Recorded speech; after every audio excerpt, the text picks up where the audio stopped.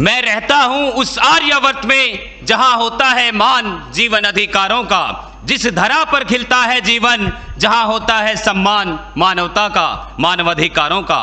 परमादरणीय अध्यक्ष महोदय, नीरछीर विवेक निर्णायक मंडल एवं मेरे प्रबुद्ध श्रोतागण, आज की इस वाद विवाद प्रतियोगिता में मैं निरीक्षक जीडी पवन कुमार, भारत तिब्बत सीमा पुलिस बल, आज का विषय मानवाधिकारों का अनुपालन करते हुए देश में आतंकवाद और उग्रवाद से प्रभावी तरीके से निपटा जा सकता है का पुरजोर समर्थन करता हूं। महोदय, ये बात बिल्कुल साफ है कि आतंकवाद और हिंसक उग्रवाद का सामना करते हुए हमें मानवाधिकारों का सम्मान करना ही होगा, क्योंकि यह सिर्फ न्याय का ही नहीं अपितु प्रभावशीलता का प्रश्न भी है। सुरक्षा व्यवस्था चाहे कितनी भी बेहतर हो जाए, कभी पर्याप्त नहीं हो सकती। हमें उन निहित परिस्थितियों का सामना करना ही होगा जिसके कारण लोग विषैली सोच का शिकार बनते हैं।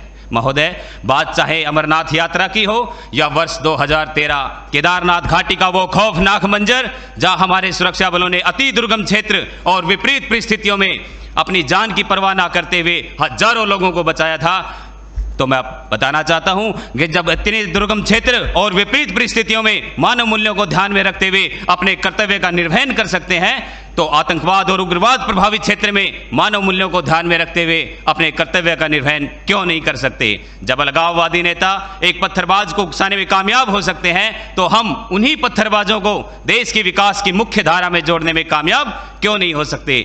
जिंदगी में हार और जीत का फैसला इंसान की सोच करती है। जिसने मान लिया वो हार गया, जिसने ठान लिया वो जीत गया। अब मैं बात करना चाहूंगा अपने साथ बीती घटना की। महोदय, लोकसभा चुनाव 2019 में मैं अपनी टीम के साथ कश्मीर डिस्ट्रिक्ट बांदीपुरा बनकोट बूथ पर तैनात था और मेरी टीम पत्थरबाजों के बीच बुरी तरह फंस चुकी थी। हालात बहुत बेकाबू हो चुके थे। रात्रि 8 बजे का समय था और पत्थरबाज हमारे ऊपर पत्थरों की मूसलाधार बारिश कर रहे थे, और इस स्थिति में भी हमने उनके मानव मूल्यों की रक्षा और अपने कुशल प्रशिक्षण का परिचय देते हुए अपनी टीम को वहां से सुरक्षित निकाला, लेकिन मानवाधिकार को आड़े नहीं आने दिया। आपने हमारे सीआरपीएफ जवानों का वीडियो तो देखा ही है, जो एक रास्ते से गुजरते हैं और स्थानीय जनता द्वारा उन्हें लात, गुस्से और हेलमेट से पीटने का सामना करना पड़ता है। महोदय, प्रशिक्षण की भट्ठी में तपकर इतना लोहा बन चुके होते हैं कि इस प्रकार की स्थिति में भी मानवाधिकार का उल्लंघन नहीं करते। पठानकोट, बालाकोट और उड़ी सर्जिकल स्ट्राइक के दौरान जहां हमारे सैन्य बलों ने अपने शौर्य और पराक्रम का परिचय देते हुए आतंकियों को उन्हीं की भाषा में जवाब देकर धूल चटा दी और मानवाधिकार कहीं आड़े नहीं आया। हमारे सुरक्षा बल प्रभावी ढंग से अपना कार्य कर रहे हैं। बात चाहे दक्षिण सूडान के गृह युद्ध में फंसे भारतीयों को सुरक्षित निकालने की हो, या वर्ष 2014 जम्मू कश्मीर बाढ़ में फंसे लोगों को बचाने की हो, या फिर उत्तराखंड केरल बाढ़ राहत कार्य की हो, हमारे सुरक्षा बलों ने अपनी प्रत्येक जिम्मेदारी को मानव मूल्य और राष्ट्रहित को ध्यान में रखते हुए बखूबी निभाया है। महोदय, यदि बात करें भारत के उत्तर पूर्वी राज्यों की, जहां कभी चरम स्तर पर उग्रवाद होता था, आज स्थिति वैसी नहीं है। उन क्षेत्रों में भी हमारे सुरक्षा बलों ने सिविक एक्शन प्रोग्राम और बॉर्डर एरिया डेवलपमेंट जैसे प्रोग्राम चलाकर वहां के लोगों में भी एक आशा, एक विश्वास का वातावरण पैदा किया है। और हमारे साथी बंदूक की गोली से सही और गलत का फैसला करने की बात करते हैं, तो मैं बताना चाहता हूं कि बंदूक से निकली गोली किसी का भी सीना चीर सकती है और मुख से निकली मीठी बोली किसी भी आवाम का दिल जीत सकती है।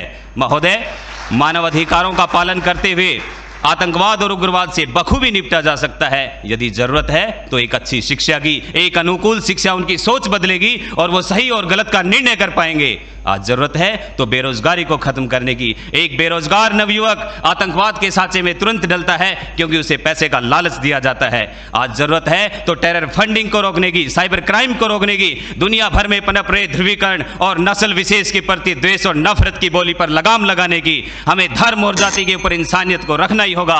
आर्थिक और सामाजिक असमानता को खत्म करना ही होगा, जिसका ज्वलंत उदाहरण हाल ही में सरकार ने धारा 370 और अनुच्छेद 35A को हटाकर हमेशा के लिए जम्मू कश्मीर को भारत के साथ जोड़ने का कार्य किया, जिससे एक तरफ जहां जम्मू कश्मीर प्रदेश के विकास के नए रास्ते खुले, तो दूसरी तरफ आतंक के ताबूत में नई कील भी ठुकी। महोदय, 1990 से 5 अगस्त 2019 तक जम्मू कश्मीर में जहां 41,866 लोगों की मौत हुई और 71,038 हिंसात्मक घटनाएं सामने आई, तो मैं बताना चाहूंगा कि 5 अगस्त के बाद ना एक भी गोली चली है है, ना टीयर गैस चलाना पड़ा है और ना ही एक भी व्यक्ति की मृत्यु हुई है। तो आज इस मंच पर पूरी जिम्मेदारी के साथ मैं भारत का बेटा ये कहता हूं कि मानव अधिकारों का पालन करते हुए भी आतंकवाद और उग्रवाद से बखूबी निपटा जा सकता है यदि इसके मूल को खत्म कर दिया जाए।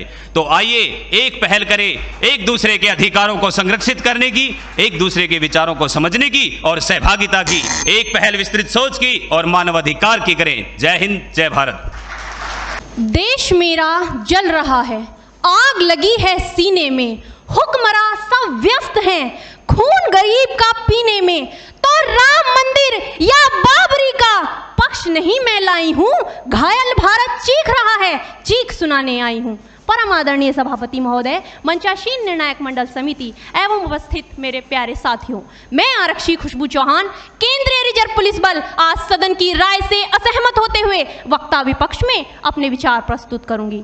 महोदय, दर्द हद से तब गुजरने लगता है जब मेरी आंखों के सामने ताज, पुलवामा, छत्तीसगढ़ में शहीद हुए जवानों के शत विशत अधजले शरीर के टुकड़े, रेत के टीलों से ऊपर जाती लाशों के ढेर और कश्मीर की खून से सनी लाल रंग की सड़कों के दृश्य सामने आते हैं। उस पर मेरे प्रतिपक्षी महोदय का कहना यह कि मानवाधिकारों की अनुपालना करते हुए देश से उग्रवाद और आतंकवाद को समाप्त किया जा सकता है। महोदय, अब तो हमारा तिरंगा झंडा भी हमसे ये पूछने लगा है कि क्या बात है भारत, आजकल फहराने से ज्यादा मैं कफन में दफनाने के क्यों काम आ रहा हूं। महोदय, हृदय तो उस दिन फट गया जब बूढ़ी मां अपने बेटे के चिथड़ों को देखकर बोली कि साहब, आप तो भर्ती में 1 इंच भी कम नहीं लेते, मैं आधा शरीर कैसे ले लूं। महोदय, आज इन मानवाधिकारों के कारण इन आतंकियों के बंगलों की आकाओं की नाकफनी हंसती है और शहीद हुए हमारे जवानों के आंगन की तुलसी रोती है। जब एक शहीद हुए जवान की विधवा की वेदना चीख चीख कर ये कहती है कि प्यार भी भरपूर गया, मांग का सिंदूर गया, नन्हे नौनिहालों की लंगोटियां चली गई, छोटी छोटी बेटियों की चोटियां चली गई और आपके लिए तो एक आदमी मरा है साहब, मेरे घर की तो रोटियां ही चली गई। महोदय, किसी भी युद्ध को जीतने के लिए पहल करना सबसे ज्यादा आवश्यक है, क्योंकि इतिहास गवाह है कि पहल करके बड़े बड़े युद्धों के परिणाम बदल दिए गए हैं। परंतु आज मानवाधिकारों के कारण हमारे देश के जवान इस कदर बंधे हुए हैं कि अपनी ड्यूटी पर खड़े होकर भी वो आज पहल करने से डरते हैं, क्योंकि महोदय, भविष्य में उन्हें कटघरे में खड़े होने का डर सता रहा होता है। वो ये जानते हैं कि चाहे एक उग्रवादी की राइफल से निकलने वाली गोली को ये तय करना पड़े या ना पड़े कि वो किसे लगेगी, लेकिन हमारी राइफल से निकलने वाली हर गोली को ये निर्णय लेना पड़ता है कि चाहे वो किसी निर्दोष को लगे, दोषी को लगे या ना लगे, परंतु किसी निर्दोष को नहीं लगनी चाहिए। यदि ऐसा हुआ तो ना तो ये समाज हमें छोड़ेगा, ना ही तिल का ताड़ बनाने वाली ये मीडिया हमें छोड़ेगी। और महोदय, मानवाधिकार के तले किसी जवान को दबाकर युद्ध के मैदान में छोड़ देना कोई वीरता नहीं, एक आत्महत्या है। क्योंकि महोदय, फूल को श्रृंगार दो ये मुमकिन नहीं और एक वीर को झनकार दो ये मुमकिन नहीं। जो हाथ बांधे सेना के, ऐसे मानवाधिकार का पालन संभव नहीं। महोदय, आज सत्यनिष्ठा के मार्ग पर चलते हुए भी हमारे देश का जवान इन आतंकवादियों, इन पत्थरबाजों से डरता है, क्योंकि वो जानता है कि उसकी राइफल से निकलने वाली गोली अगर टारगेट को हिट नहीं भी करेगी तो भी 400 मीटर तक जाएगी, और यदि इस बीच वो किसी निर्दोष को लग गई तो महोदय, हमें अपनी नौकरी से हाथ तक धोना पड़ सकता है। और महोदय, अपनी नौकरी को बचाने की खातिर एक जवान आज ये सोचता है कि चाहे सांप मरे या ना मरे, परंतु लाठी नहीं टूटनी चाहिए, क्योंकि आज हमारे देश के हालात कुछ ऐसे हो गए हैं कि चिरागों को हवाओं में उछाला जा रहा है, हवाओं पर भी रोब डाला जा रहा है। अरे हम ही तो बुनियाद है आंतरिक सुरक्षा की, और आज हमें ही नौकरी से निकाला जा रहा है। महोदय, जब पुलवामा में 44 जवान शहीद हुए, छत्तीसगढ़ में 76 जवान शहीद हुए, तो कोई भी मानवाधिकार की दुहाई देने वाला हमारे पक्ष में आकर खड़ा नहीं हुआ। परंतु जब जेएनयू विश्वविद्यालय में एक देशद्रोही के द्वारा भारत तेरे टुकड़े होंगे, अफजल हम शर्मिंदा हैं जैसे देशद्रोही नारे लगते हैं, तो सारे मानवाधिकार के ज्ञाता आकर उसके पक्ष में खड़े हो जाते हैं। तभी तो क्या कहा था उस देशद्रोही ने कि तुम एक अफजल को मारोगे, हर घर से अफजल निकलेगा। तो मैं भारत की बेटी अपनी भारतीय सेना की तरफ से आज ये ऐलान करती हूँ कि उस घर में घुसकर मारेंगे जिस घर से अफजल निकलेगा, वो कोख नहीं पलने देंगे जिस कोख से अफजल निकलेगा। उठो देश के वीर जवानों, तुम सिंह बनकर दहाड़ दो और एक तिरंगा झंडा उस कन्हैया के सीने सीने में गाड़ दो।